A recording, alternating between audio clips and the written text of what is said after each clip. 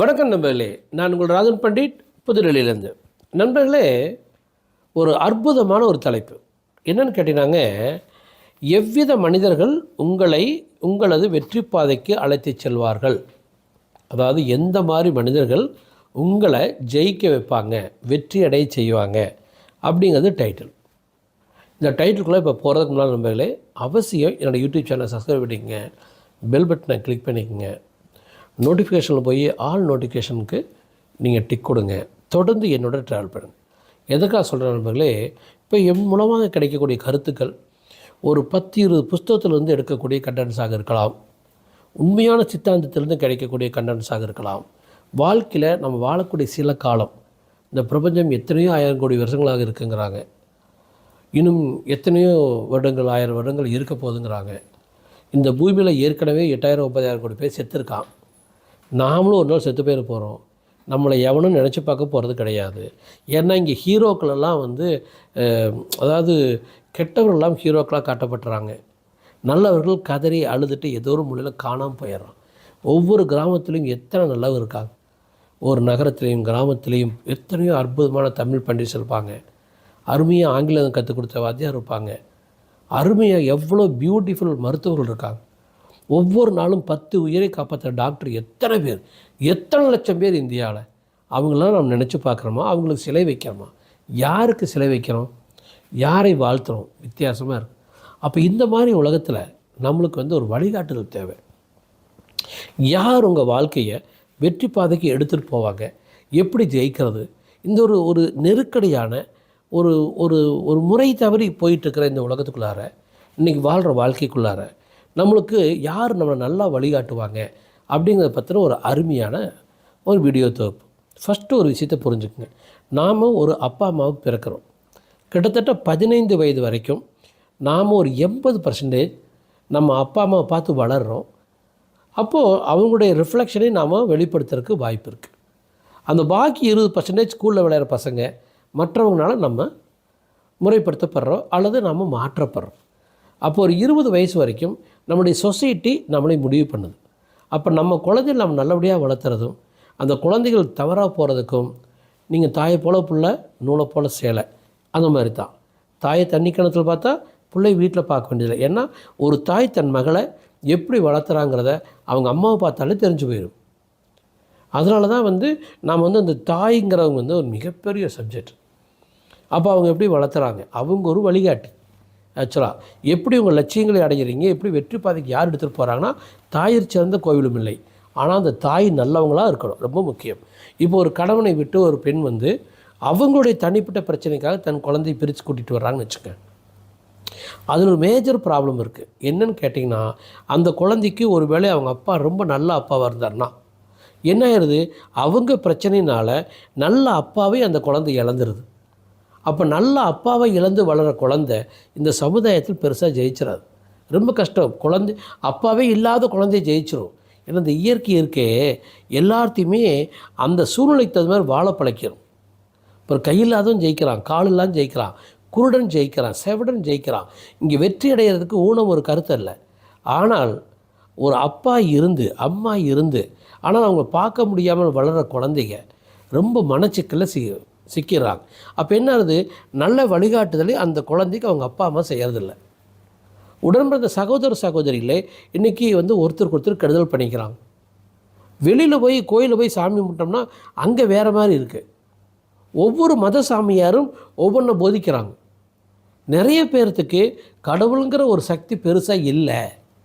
அதனால் நம்ம கடவுள் வச்சு நல்லா வியாபாரம் பண்ணலாம், அந்த கடவுள் நம்மளை மயரப்படுக்க போகிறது ஒன்றுமே கிடையாது அப்படிங்கிறதுனால கடவுள் வியாபாரம் பண்ணுறான். சிவபெருமான் தூக்கி போட்டு நெஞ்சிலேயே முதிப்பார்னா இவன் கடவுள் வியாபாரத்தை தவறாக செய்வானா? அது அப்படி இல்லைன்னா அன்பை போதிக்கலாம், உண்மையை போதிக்கலாம், நம்பிக்கையை போதிக்கலாம், கணவன் மனைவி ஒற்றுமையை கொடுக்கலாம், ஒரு குழந்தைக்கு அவங்க அப்பாவும் அம்மாவுடைய அருமையை புரிய வைக்கலாம். ஒரு ஆண் குழந்தையை பெண் குழந்தையை எதற்காக சாமியாராகணும்? முதல்ல அந்த குழந்தையை பெற்றெடுத்த அப்பா அம்மாவுக்கு தான் செய்ய வேண்டிய கடமையை செய்யாத குழந்தைங்க இந்த உலகத்துக்கு என்ன செஞ்சு கிழிக்க போகுது? இந்த உலகம் என்ன அப்படி ஒரு வேக்கன்சியோடு இருக்குது இவங்க வந்து தொண்டாற்றி செய்கிறதுக்கு. இது வரைக்கும் இவங்கெல்லாம் தொண்டாற்றி இந்த தமிழ்நாட்டில் இந்தியாவில் என்ன புனிதமாக நடந்து போச்சு? இவங்கெல்லாம் சேர்ந்து தெய்வீகத்தை போதித்து திருட்டை தடுத்து நிறுத்தியிருக்காங்களா? இவங்கெல்லாம் அன்பை போதித்து லஞ்ச லாபங்களை தடுத்து நிறுத்திட்டாங்களா? போலீஸ் ஸ்டேஷனில் லாக்அப் மர்டரை தடுத்து நிறுத்தியிருக்காங்களா? மேல் ஜாதி கீழ் ஜாதி பிரச்சனையை தடுத்து நிறுத்தியிருக்காங்களா? என்ன பிரச்சனையை இந்த ஆன்மீகவாதிகள் சரி செய்ய முடிந்தது? ஆகவே குரு அப்படிங்கிற வார்த்தையை தயவுசெய்து சாமியார்கிட்ட எடுத்துகிட்டு போகாது. நீங்கள் சாமியார்கிட்ட போய் தேடுறதுக்கு பதிலாக நல்ல நண்பர்கள், வயசில் மூத்தன ஹீரோ உங்கள் வீதியிலேயே இருக்கலாம், உங்கள் ஊர்லேயே இருக்கலாம், ரொம்ப நேர்மையாக வாழ்ந்த பல ஸ்கூல் டீச்சர்ஸ் இருப்பாங்க, பல காலேஜ் டீச்சர்ஸ் இருப்பாங்க, அற்புதமான டாக்டர்ஸ், உயிரை கொடுத்து பல உயிர்களை காப்பாற்றி தர டாக்டர்ஸ் இருப்பாங்க. அந்த மாதிரி ஆட்களை உங்களுடைய மென்டராக எடுத்துக்கோங்க. நீங்கள் என்றைக்குமே 4 வார்த்தை தான், அந்த 4 வார்த்தையை நீங்கள் குருவாக எடுத்துக்கோங்க. அன்பு எல்லாத்துக்கும் பொதுவானது. நம்ம மனைவி மேலே, நம்ம குழந்தை மேலே மட்டும் அன்பு வைக்கக்கூடாது. எல்லோர் மேலேயும் நம்ம அன்பாக இருக்கணும். அந்த அன்பு வந்து விசாலமாக இருக்கணும். அந்த அன்பு வந்து கண்டிஷன் போடக்கூடாது. நான் இதை கொடுத்தா தான் நான் அதை பண்ணுவேன் அப்படின்னு சொன்னால் தான் அன்பு பிரச்சனை. எத்தனை வீட்டில் மனைவிமார்கள் கணவன் வீட்டுக்கு வந்தோடனே ஏதோ ஒரு பிரச்சனைக்காக ஆர்கியூ பண்ணிக்கிறாங்க. அதற்கு பதிலாக அன்பாகவே அவங்க எடுத்துகிட்டு போகிறது நல்லது. அன்பாக புரிய வைக்கிறது தான் நல்லது. சண்டை போட்டு ஜெயிக்கவே முடியாது. போலீஸ் ஸ்டேஷனை போய் கம்ப்ளைண்ட் பண்ணி உங்கள் வீட்டுக்காரரை எப்படி உங்கள் வழிக்கு கொண்டுட்டு வர முடியும்? அவர் ஆழமாக அவமானப்படுத்தப்பட்டார். ஆழமாக அவமானப்படுத்தப்பட்டவன் அதை மறக்க மாட்டான். அதற்கு பதிலாக உங்கள் அப்பா அம்மாட்ட பேசுங்க, அவங்க அப்பா அம்மாட்ட பேசுங்க, குடும்பத்தில் ஒற்றுமையாக பேசுங்க, அழகாக பேசுங்க, அவருக்கு புரிய வைங்க. புரிய வைத்து நல்ல கணவராக மாற்றுங்க. அவருக்கு உண்மையாலுமே புரியல, நல்ல கணவராக மாற மாட்டார்னா அவர் விவாகரத்து பண்ணிட்டு போயிருங்க. ஆனால் அதற்காக அவரை அழிக்க முயற்சிக்காதீங்க. அவருடைய பலவீனத்தை உங்களுடைய ப்ளஸ்ஸாக எடுத்துக்காதீங்க. என்ன காரணம்னா, நாம் யாராச்சும் ஒருத்தர் கெடுதல் செஞ்சோன்னு வச்சுக்கோங்க, கெடுதல் செய்கிற உரிமை நம்மளுக்கு வழங்கப்படலை. நாம் யாருக்கு என்ன கெடுதல் செய்கிறோமோ இன்ட்டு 11 டைம்ஸ் அது நம்மளுக்கே திரும்பி வந்துடும். அப்போ குறுகிய கால மரணங்கள் வரலாம், கொடுமையான நோய்கள் வரலாம், பெரும் தோல்விகள் ஏற்படலாம், ஆபத்தும் விபத்தும் கண்ணீரும் கவலையும் நம்ம வாழ்க்கையில் வந்துடும். நம்ம யாருக்கு கெடுதல் செய்தோம்னாலும் இன்ட்டு 11 டைம்ஸ் அது நமக்கு நடக்க போகுதுங்கிற மட்டும் நாமளும் மனசில் வச்சுக்கணும். அப்போ என்ன அர்த்தம்? நம்மளை பொறுத்த வரைக்கும் நம்ம முன்னேறணும் அப்படின்னா நல்ல ஒரு மென்டர் பிடிக்கணும். அந்த மென்டர் சொல்ல வேண்டிய வார்த்தை என்னவாக இருக்கணும்னா, எல்லாத்துக்கிட்டையும் அன்பாக இருக்கணும், எல்லோருத்துக்கும் உண்மையாக இருக்கணும், தேவையில்லாமல் பொய் பேசாதீங்க. அது என்ன தேவையில்லாமல் பொய் பேசுறதுன்னா, உங்களுடைய ரகசியங்களே நீங்கள் யாருக்கும் சொல்ல வேண்டிய அவசியம் இல்லை. அந்த இடத்துல உண்மையை நீங்கள் மறைக்கலாம், தப்பில்லை. அடுத்து நீங்கள் செய்கிற பொய்யினால், சொல்கிற பொய்யினால் ஒருத்தர் காப்பாற்றப்படுறாங்கன்னா பொய் சொல்லிட்டு போங்க. ஆனால் ஒருத்தர் அழிந்துருவாங்கன்னா பொய் சொல்லாது, அது பேர் துரோகம். ஒருத்தர் அழிவுக்கு நீங்கள் ஒரு பொய் சொல்கிறீங்கன்னா அதற்கு பெயர் துரோகம். அந்த காரியத்தை செஞ்சிடாதீங்க. அதனால் உண்மையாக இருங்க எல்லாத்துக்கும்.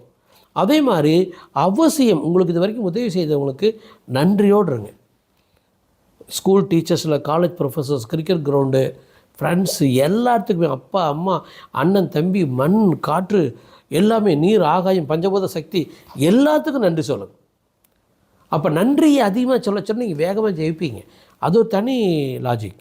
எத்தனை முறை நீங்கள் நன்றி சொல்கிறீங்களோ, எத்தனை பேர்த்துக்கு நன்றி சொல்கிறீங்களோ அவ்வளோ தூரம் வேகமாக ஜெயிக்கலாம். நன்றி is the multiplier of our success. வெற்றியும் பல மடங்காக தரும், வேகமாக வெற்றியை அடைய செய்யும். அதான் நன்றி. அப்போ நன்றியோடு இருக்கிறோம். எல்லோருக்கும் உதவி செய்ய முயற்சி பண்ணுங்க. அப்போ இந்த மாதிரி சென்ஸோடு இருங்க. இந்த சென்ஸோடு இருக்கிறவங்கள நீங்கள் மென்டர் ஆக்குங்க.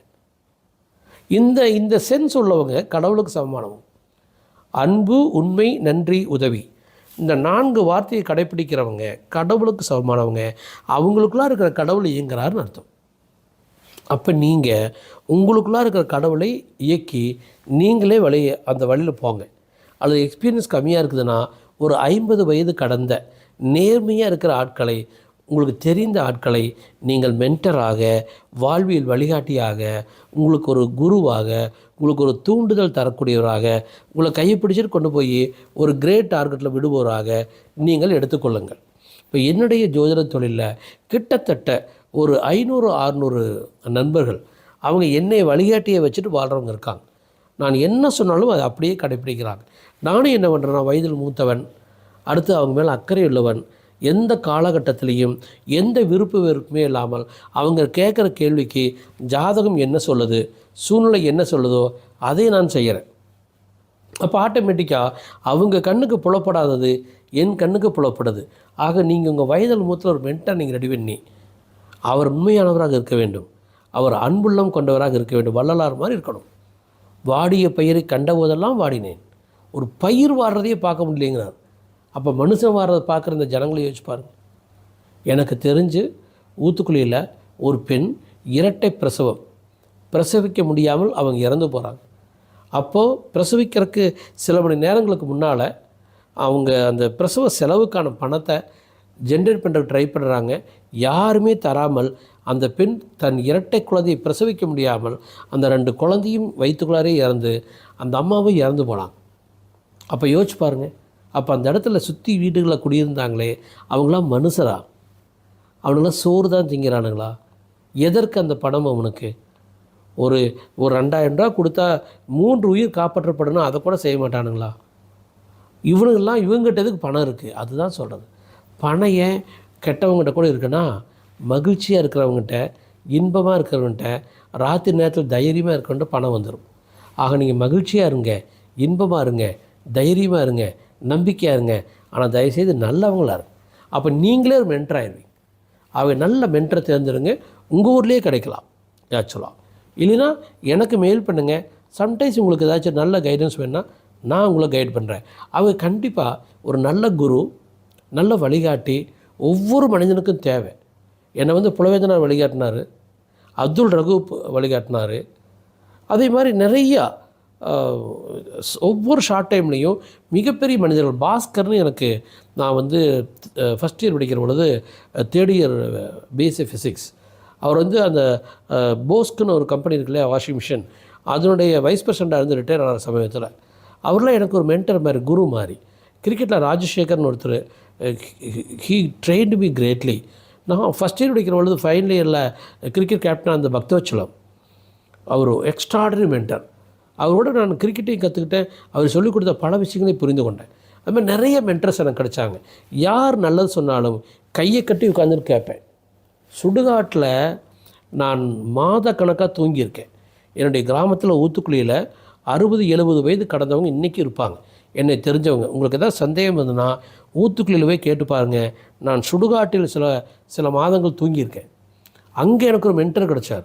அங்கே ஒரு பிச்சைக்காரன் என்னை நைட்டில் எழுந்து சுக்கார வச்சு ஓங்கி 2 அறை அரைஞ்சு, இங்கே பேய் பிசாசு இருக்குதோ இல்லையோ தெரியாது, ஆனால் இங்கே பாம்பும் தேளும் இருக்குது, ஏதாச்சும் பாம்பும் கடிச்சு நீ செத்து போயிட்டா என்னடா பண்ணுறது, இங்கெல்லாம் வரக்கூடாதுன்னு சொன்னார். அப்போ அவர் என்னுடைய மென்டர் தானே.